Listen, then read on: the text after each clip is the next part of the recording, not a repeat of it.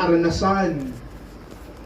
Eh paano? Dumating ka dito sa Israel, dala-dala mo pa yung pagka-professional mo sa Pilipinas. Ay, engineer kasi ako eh, teacher kasi ako eh, doktor kasi ako eh. O di mag-scuba ka dyan, mag-spunja ka dyan, o mag-alaga ka ng may sakit. Diba, sabi ko nga sa inyo, marami dito, pag nagkikwento, they cannot really take away their pride. Eh, pantay-pantay lang naman tayo dito. Kahit dalawa pa yung PhD mo,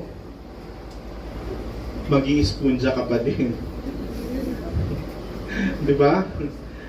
Kung minsan, kapag nilalagay natin sa ating utak yung mga narating natin sa Pilipinas, nakakalimutan natin back to zero tayo dito. Ibig sabihin, kailangan nating maging bukas sa mga bagong karanasan. Kalimutan natin yung laki ng ulo natin kung ano tayo doon.